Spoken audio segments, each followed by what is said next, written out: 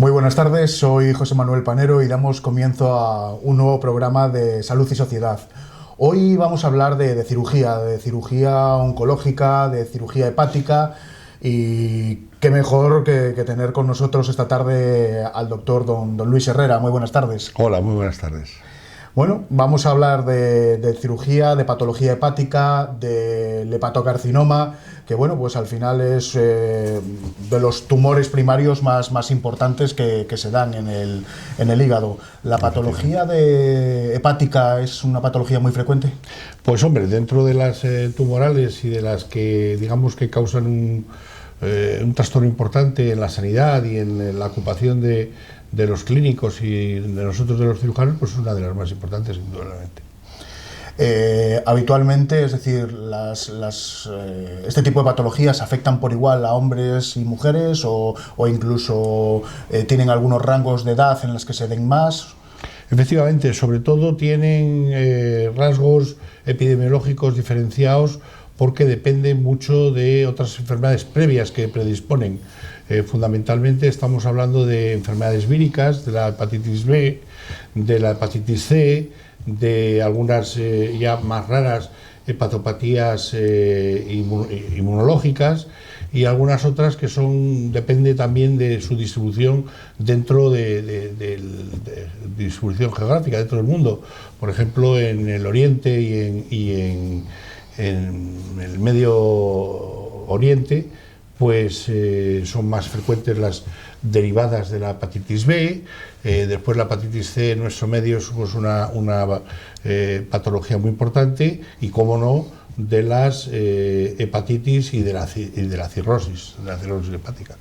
Por tanto, sí que hay diferencias entre, digamos, el número de afectaciones en hombres y en mujeres.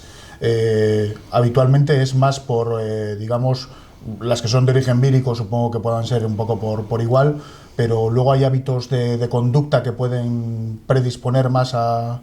Desde luego, y sobre todo el medio socioeconómico. Ahora, la transmisión de la hepatitis B, digamos, vertical de madre a hijo, pues está mucho más disminuida en el mundo occidental, pues porque se disponen de medidas de laboratorio de detección del antígeno de superficie. Después está la inmunoglobulina y una serie después las vacunas que pueden minimizar la transmisión de este tipo de virus, ¿no? Del RNA. Después está el otro, el virus C, que sí, hasta ahora que ya se empieza a poder tratar con medios farmacológicos y que tiene una importancia mucho más importante en el mundo occidental que en el oriental y en la parte subsahariana de África. Digamos, estos factores que pueden predisponer a tener patologías hepáticas en general, ¿son controlables? ¿Se puede hacer una medicina preventiva que nos garantice que en X años van a disminuir este tipo de patologías o difícilmente? Bueno, el más importante, estamos hablando, como bien has dicho al principio, de tumores primarios del hígado. Estamos quitando las diseminaciones, las metástasis hepáticas, ¿no? Que son muy importantes en nuestro medio y que ocupan mucho de nuestra labor quirúrgica. Pero en los tumores primarios sí que es verdad que claro, todo lo que se haga en prevención y en tratar estas situaciones y sobre todo el alcoholismo, hay que pensar que los cirróticos, la cirrosis hepática es un factor, digamos, pretumoral en el caso de desarrollo de hepatocarcinomas, de tumores primarios del hígado. Entonces se supone que un 1 o un 2% anual de los cirróticos van a acabar desarrollando un hepatocarcinoma. Claro. Está claro que entonces el alcohol es un factor importante. ¿El tabaco también? Bueno, lo que pasa es que muchas veces discriminar uno y otro desde el punto de vista epidemiológico es muy difícil porque vienen muy ligados, ¿no? Entonces, el hacer una población de fumadores estrictos frente a otra de bebedores estrictos es muy difícil para sacar conclusiones desde el punto de vista epidemiológico, pero sí que pueden tener que ver y sobre todo pues ya digo, otras circunstancias, otras enfermedades que tienen mucho que ver. La hemocromatosis en nuestro medio no es una enfermedad, digamos, despreciable. El acúmulo de hierro, que es una predisposición genética que tenemos, sobre todo que viene de la Europa celta, se habla, ¿no?, que es como un marcador casi de especie, y que sí que tiene su importancia, sobre todo en nuestras latitudes. Y al igual que pasa en otros carcinomas o tumores primarios, ¿qué importancia tiene la herencia genética en este tipo de tumores? Bueno, la herencia en algunos muy determinados sí que puede tener, pero sobre todo en ciertas enfermedades inmunológicas, por ejemplo, que puede tener una carga genética más importante, la cirrosis biliar primaria, o en algunas enfermedades intestinales, como puede ser la colitis ulcerosa, que se asocia a enfermedades biliares y en algunas ocasiones a este tipo de cirrosis biliares primarias, que llamamos, que son una enfermedad inmunológica frente al tejido biliar del hígado. En otro tipo de cáncer, como ocurre con el de colon, etcétera, se están haciendo campañas de prevención, pues con los test de diagnóstico en heces, etcétera. ¿Con el tumor de hígado hay algún tipo de marcador o algo que se pueda hacer para esas campañas de prevención que hablábamos antes? Efectivamente, la prevención primaria era muy importante, digamos, el tener un componente de laboratorio, que es el antígeno de superficie de la hepatitis B, y después el disponer de un medio de vacunación para vacunas para esta hepatitis puede disminuir mucho la influencia y la aparición de esta patología. Y ahora mismo, al igual que sí que ocurre, pues como hablábamos antes, en la prevención del cáncer de colon, y sí hay una campaña establecida desde hace años en Cantabria, y Cantabria es pionera en este tipo de test de diagnóstico y de controles. ¿Se está haciendo algo en prevención de hígado? Bueno, lo que ocurre es que la peculiaridad del cáncer de colon es que tenemos, digamos, una enfermedad premaligna, un trastorno premaligno, que es el pólipo de colon. Entonces, una de las características que tienen los pólipos en el colon es que suelen sangrar. Y entonces lo que hacemos es medidas ahora determinadas a localizar sangrados, aunque sean microscópicos, invisibles para el aspecto normal de las heces o de una persona, pero que con un determinado reactivo, que se está haciendo una campaña, yo creo que muy positiva y de un alto rendimiento, sí que detecta sangre en heces. Es muy importante decir, yo creo, y que sepa la gente, que el que uno tenga sangre oculta, que se llama sangre oculta en heces, no es un diagnóstico de cáncer de colon. Claro. Quiere decir que hay una patología que está produciendo sangre. Y la más frecuente es un pólipo, que está establecida la relación que hay del pólipo como trastorno, como enfermedad premaligna. Es decir, que si la dejáramos años evolucionar, sí que tiene grandes posibilidades de acabar siendo un tumor. Pero desde luego lo que hay que hacer es seguir estudiándole, hacerse una colonoscopia, biopsiarle en algunos casos y determinar la benignidad o malignidad de esa lesión, y después obrar en consecuencia. Entonces, en el hígado esa secuencia no está tan clara, salvo, por ejemplo, como hablábamos antes, en un trastorno que es la cirrosis hepática. Claro. Sabemos que el cirrótico, si le dejamos tiempo, puede pasar años, décadas, sobre todo si se cuida en ese momento del diagnóstico, sin desarrollar hepatocarcinoma. Pero es una enfermedad, casi una situación premaligna, que, como hemos dicho, un 2% de esos cirróticos cada año van a acabar desarrollando hepatocarcinoma. ¿Y cómo se diagnostica? Porque, claro, estábamos hablando antes del colon, evidentemente la vía de acceso es muchísimo más sencilla a la hora de poder hacer una biopsia que en el hígado, que al final está en una cavidad cerrada. Y no sé si, bueno, pues hay que recurrir a algunos métodos, pues, para biopsiar de pequeñas incisiones. No sé cuál es un poco la forma de diagnosis. Bueno, pues efectivamente la tecnología cada vez se va desarrollando más y ha aportado grandes logros, ¿no?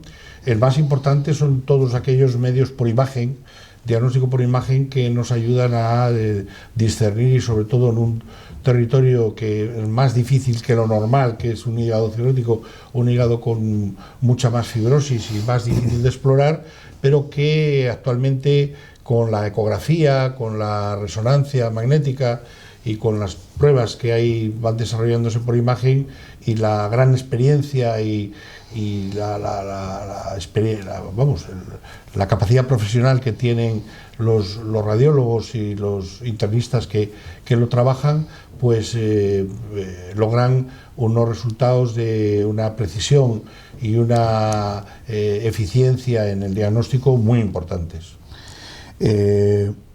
Pongámonos en el ejemplo de que ya te han diagnosticado un hepatocarcinoma, un cáncer de hígado. La pregunta que se haría todo el mundo un poco, supongo, es, bueno, pues supongo que haya diferentes tipos y subtipos, y luego un poco cómo afectan en función de qué tipo sea. Efectivamente, lo más importante, la primera gran diferencia es, como decimos los habituados a tratar este tipo de patología, es sobre qué asienta, de quién estamos hablando. ¿Es un hepatocarcinoma sobre hígado sano, digamos que aparece en un hígado normal, o es un hepatocarcinoma sobre un hígado patológico previamente, que el más frecuente, ya hemos dicho, es el hepatocarcinoma, la cirrosis hepática, que puede venir derivada, pues a lo mejor de una enfermedad, como hemos dicho antes, preexistente, como puede ser la hemocromatosis, como puede ser la cirrosis biliar primaria u otra. Entonces, claro, el diagnóstico es un poco más dificultoso porque se mezclan hallazgos de varias patologías, pero al final muchas veces lo que ocurre es que para la población general es el más peligroso, podemos poner entre comillas, sería aquel que ocurre sobre un hígado normal, que permite el que se desarrolle con una calidad de vida normal, sin ninguna síntoma llamativo, que únicamente a lo mejor sí coincide con algún análisis, alguna prueba diagnóstica casual por otra causa o algo, se puede detectar, o aquel que suele ser ya más localizado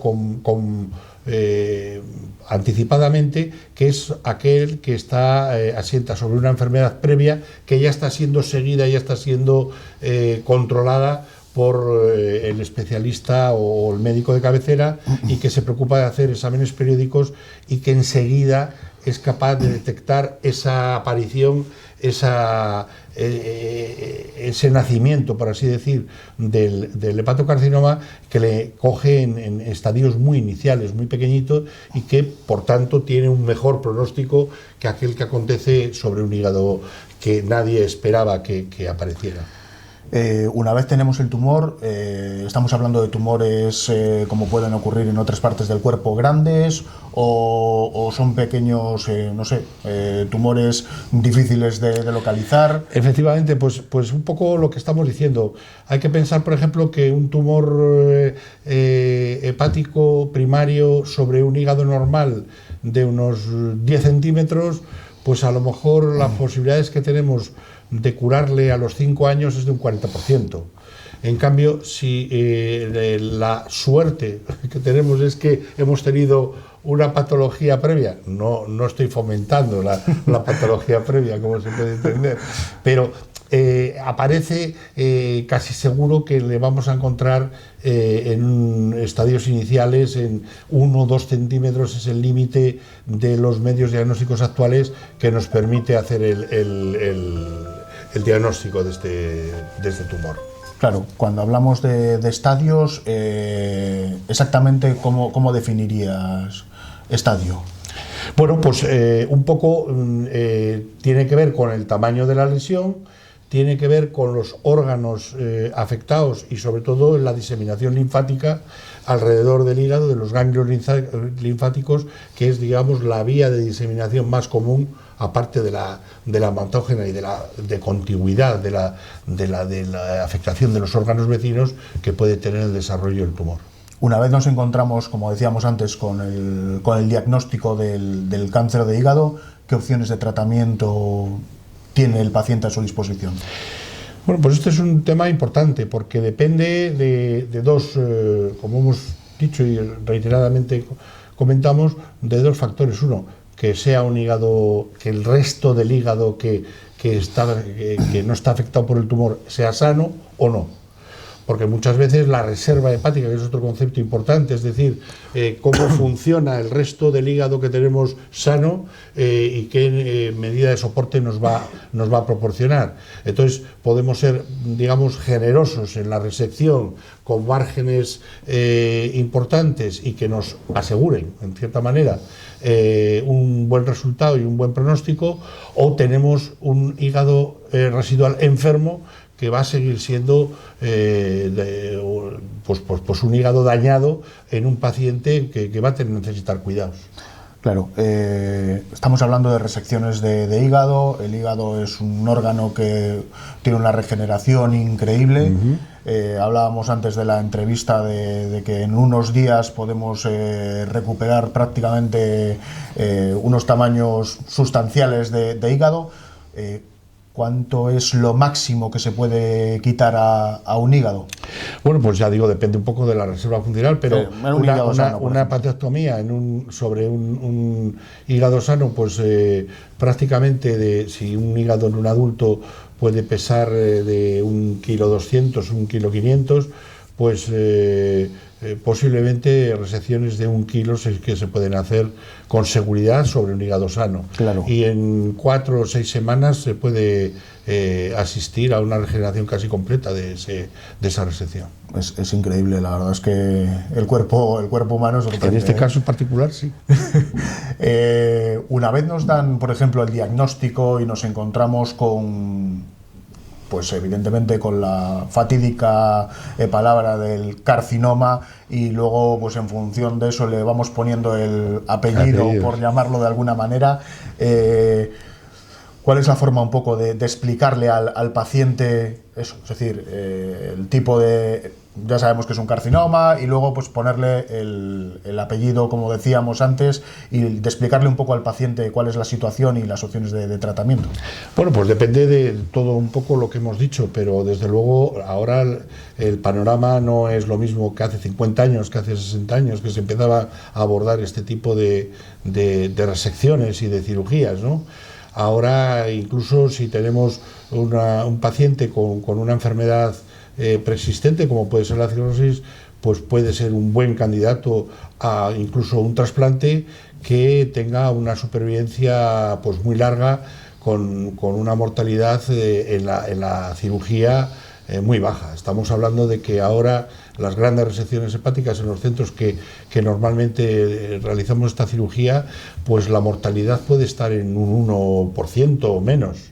De una cirugía muy severa, y después la supervivencia a los 5 años pues puede estar por el 40% o más, dependiendo del tipo de patología. Y si es un cirrótico como hemos dicho, con un hepatocarcinoma muy pequeñito, pues bueno, casi se puede asegurar que se puede curar ese hepatocarcinoma.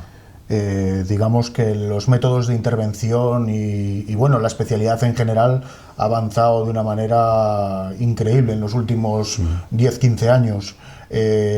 ¿Nos puedes comentar un poquito cuáles han sido los grandes avances desde el punto primero, hablemos de técnico, de intervención? Bueno, pues sobre todo los avances técnicos, evidentemente la anestesia ha sido un avance sin el cual no se podría pensar en los avances de este tipo de cosas. Pero lo más importante es, sobre todo, muchas medidas que rodean este tipo de avances quirúrgicos. Por ejemplo, la inmunosupresión en el caso de que tengamos que pensar en un trasplante, las quimioterápicos que hay ahora, los antivíricos. La terapia antivírica es ha tenido unos avances trascendentales, y después también un poco pues el aprendizaje y el desarrollo de técnicas de soporte quirúrgico, como pueden ser pues el lavado de Mathies, las técnicas vasculares, y muchas que tienen, digamos que la cirugía hepática requiere un compendio de todo el tipo de cirugía, los saberes quirúrgicos y las habilidades que tiene que emplear un cirujano.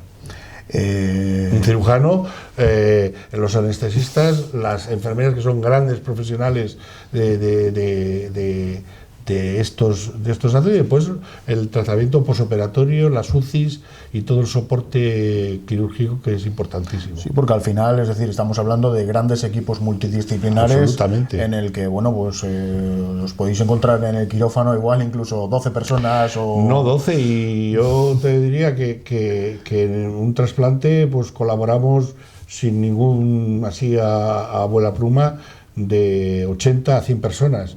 Y después, pues en una cirugía de este tipo, pues ya digo que empieza por el periodo de selección del paciente hasta que sale de la UCI, pues 60, 80 personas estamos involucradas en estos pacientes. Es decir, que estamos hablando de grandísimos avances. A nivel técnico de intervención quirúrgica, no sé si, dada la patología, utilizáis procedimientos laparoscópicos, o dado que hay que hacer grandes resecciones, pues tiene que ser cirugía abierta. No necesariamente. En este tipo también la cirugía mínimamente invasiva tiene un lugar muy importante. Habitualmente para grandes resecciones pues se necesitan intervenciones, claro, laparotomías y a veces pues otros tipos de más ampliados, ¿no?, de incisiones, pero siempre tratamos de que se pueda hacerlo de la forma mínimamente menos invasiva posible. Claro. Entonces, incluso hay tratamientos que se valoran porque son multimodales y se mezclan varios tratamientos quimioterápicos, incluso ahora con radiofrecuencia,